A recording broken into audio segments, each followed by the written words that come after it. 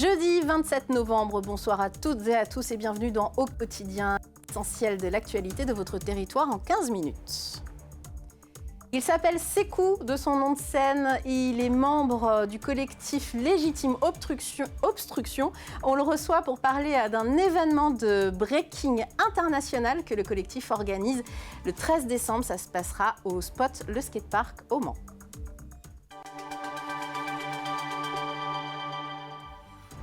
Une initiative pour commencer dans les titres. Cet agriculteur sartois crée un espace de dépôt pour vos déchets verts afin de compléter ses revenus. On découvre.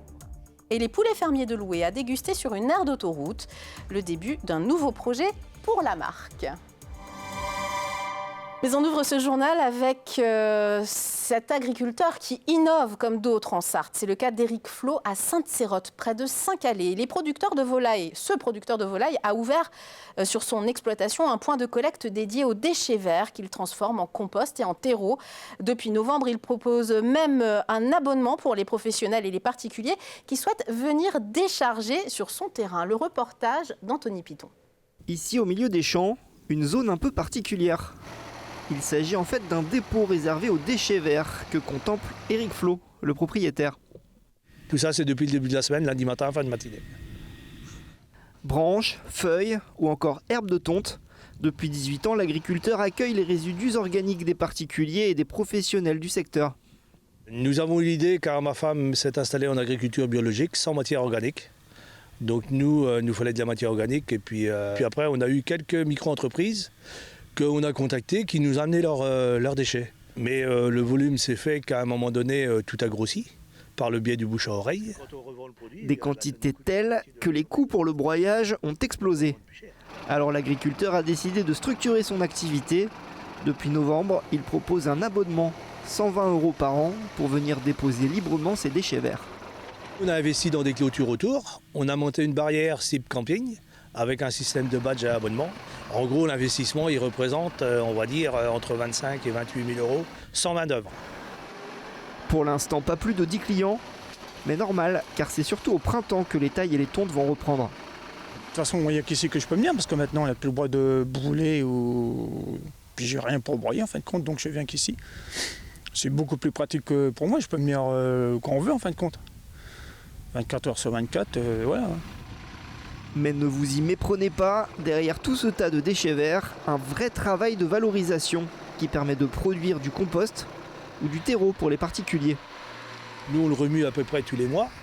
Et au printemps, je vais le faire cribler pour avoir du terreau.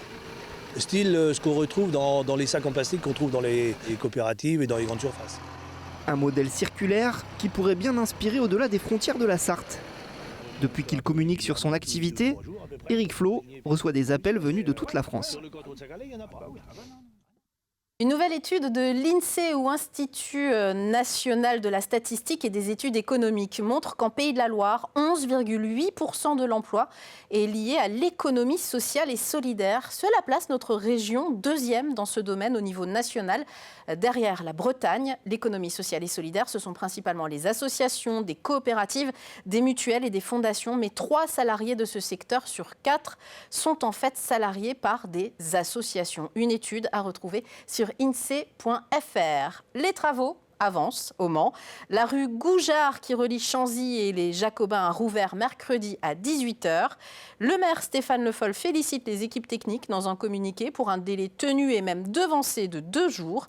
Pour une fois que les travaux finissent plus tôt, il fallait le dire. Néanmoins, des travaux continuent, donc soyez prudents. Ce qui est vraiment terminé, c'est l'intervention d'Engie, délégataire du Mans Métropole, qui a permis la pose et la connexion du réseau de chaleur. Mais donc, vous pouvez à présent passer en voiture. Les poulets de Loué s'invitent sur l'autoroute. Depuis début novembre, l'aire de Sargé-le-Mans Nord a vu s'implanter un nouveau commerce, une rôtisserie. L'occasion pour la coopérative de varier et développer son activité découverte avec Colin Ancel. Avec humour, la coopérative avait prévenu. Sur cette aire d'autoroute au nord du Mans, sur l'axe Paris-Bretagne, un nouveau commerce s'est installé début novembre. Pas de nuggets, mais cette rôtisserie. C'est l'aboutissement de quelques années de travail. C'est le premier qu'on ouvre, mais le projet c'est d'en avoir beaucoup plus. On pourrait imaginer une vingtaine dans quelques années de comptoirs partout en France.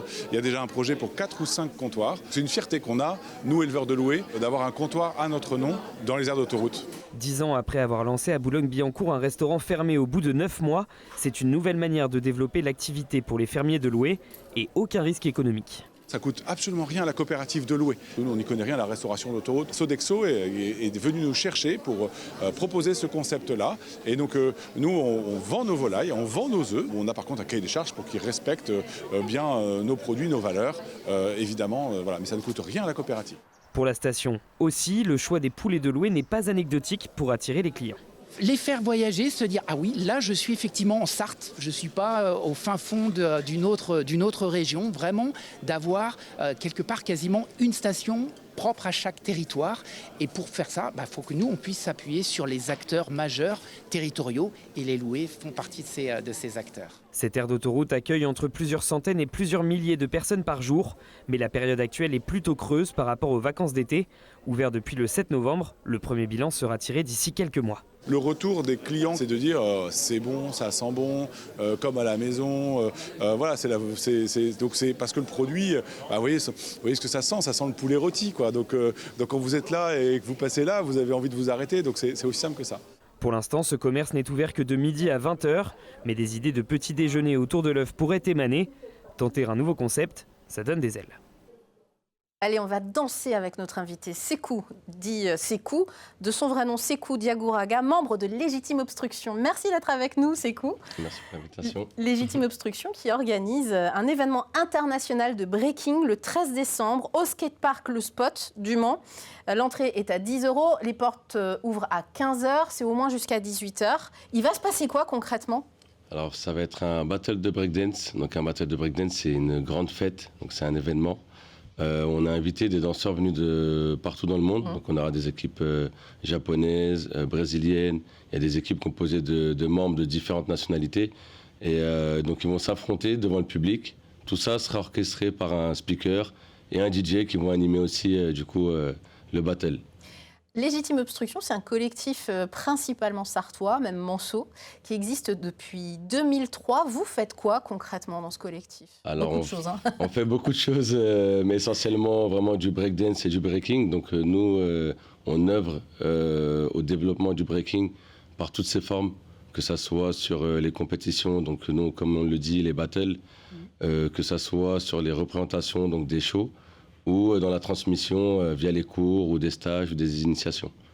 Et votre équipe, là on voit les répétitions pour les championnats de France en 2022, championnat de France de breakdance. C'était des répétitions que vous m'aviez envoyées à l'époque pour qu'on puisse illustrer cela.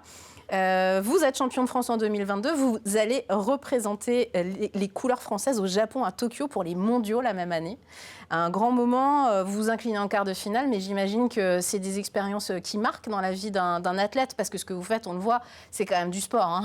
C'est vrai que c'est un bon mix entre le sport et l'artistique. Vraiment, c'est vraiment le mix des deux.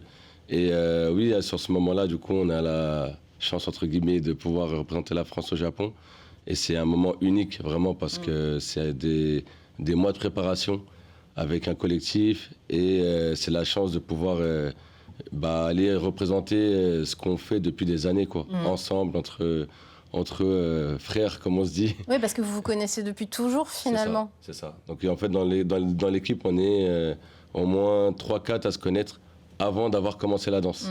Et vraiment, l'équipe, c'est, nous, on dit un crew en break, donc c'est vraiment une famille. Et c'est pas à l'image, entre guillemets, d'un club sportif où on va pouvoir accepter toute personne extérieure.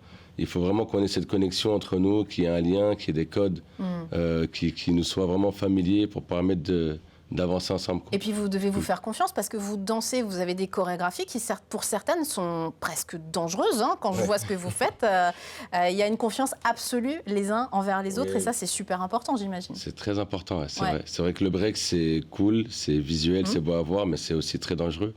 Faut le pratiquer vraiment correctement, en s'échauffant correctement et en n'essayant pas d'aller trop vite parce que forcément, les articulations sont mises à rude épreuve. Bien sûr. Ça va très très vite et en une fraction de seconde, vraiment, on peut vraiment se retrouver dans des positions très inconfortables et ça peut aller jusqu'à la blessure. Donc, et faut faire très attention. Certainement que les gens qui assistent au match du MSB vous voient régulièrement. Ça, c'est des images amateurs qu'on diffuse quand vous faites le showcase au MSB. Les JO 2024, c'était la première année où le breakdance devient discipline olympique.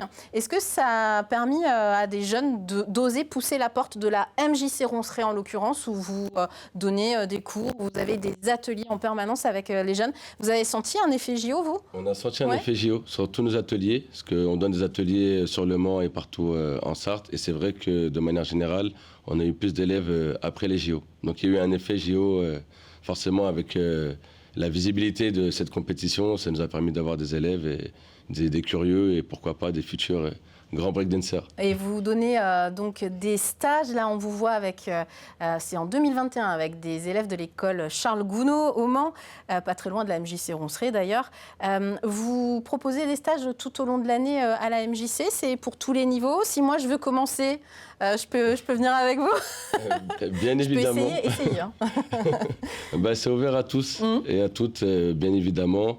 On propose des stages avec différents niveaux tout au long de l'année. Donc ça peut être des stages vraiment découvertes et de l'initiation. Ça peut aller jusqu'au stage pour les initiés qui veulent un peu plus développer et pratiquer un peu plus que sur leur atelier à l'année. Donc à l'MJC, on en donne. On en donne aussi au spot.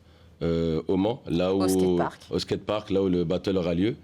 Et puis voilà, on est à peu près 4-5 professeurs comme ça à opérer un peu sur tout le territoire. Et vous êtes parfait. On revient, on boucle la boucle. Le battle international organisé par Légitime Obstruction, c'est le 13 décembre à partir de 15h au spot. C'est 10 € l'entrée pour une après-midi hyper visuelle, hyper sympa et festive.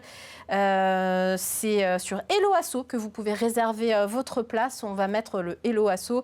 Association, vous mettez Légitime Obstruction. Vous allez trouver Obstruction avec un X, n'oubliez pas. Et il y a la page Instagram de Légitime Obstruction pour toutes les infos et pour suivre les différentes équipes que vous avez invitées. Merci mille fois, Sékou, d'être venu nous présenter cette très belle activité. Merci pour l'invitation. Allez, autre activité très locale, la billetterie grand public pour le Mans Classique 2026 est ouverte. Nouvelle formule cette année puisque l'événement devient annuel et alterne d'une année sur l'autre entre le Mans Classique Legend et le Mans Classique Héritage. En 2026, c'est le Legend qui vous fera revivre les grandes heures du turbo, des prototypes et des GT des années 70 aux années 2010. Les dates, c'est du 2 au 5 juillet. À titre indicatif, quand même, le plein tarif pour un week-end et les paddocks est à 155 €. Voilà les renseignements sur lemansclassique.com. Et puis, idée cadeau en lien avec les voitures, puisque ça plaît à tous les âges apparemment. La boutique éphémère consacrée aux miniatures et aux petites voitures anciennes a rouvert au centre commercial des Jacobins au Mans. Yann Richard, que vous voyez à l'image, vous accueille 7 jours sur 7 jusqu'au 24 décembre. Les tendances météo pour vendredi 28 novembre. Alors là, sortez les parapluies. Le temps est humide et instable toute la journée.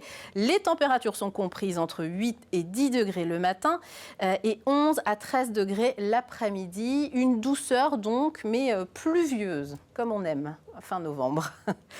Allez, on joue sur LMTV pour finir. On vous fait gagner une place pour aller voir et écouter Les Voix de l'âme le dimanche 7 décembre 2025 à 16h au Saulnières. Un concert proposé par l'association Adoramus, dirigé par Dominique Fanal avec plusieurs solistes dont Diana Higby. Pour jouer, pour avoir une place, envoyez un mail à jeu@lmtv.fr et notre amie Laurence vous répondra évidemment aux heures de bureau. Vendredi 28, c'est demain. Notre invité dans Au Quotidien, c'est Yves Calip, président du Centre communal d'action sociale de la Sarthe. On va évoquer avec lui une journée d'études à propos des politiques sociales et de la prise en charge des personnes âgées. Et il y a à faire sur le territoire. Voilà, d'ici là, Je vous souhaite de passer de très bons moments sur votre chaîne en linéaire, comme on dit, mais également sur les réseaux sociaux, Instagram notamment. Et puis n'oubliez pas les replays sur YouTube si vous voulez revoir par exemple notre invité, Sékou, qui est ici, et voir des images de breakdance. Tout de suite, c'est jeudi, c'est culturel avec Chloé Bergerat. Nous, on se dit à demain. Salut!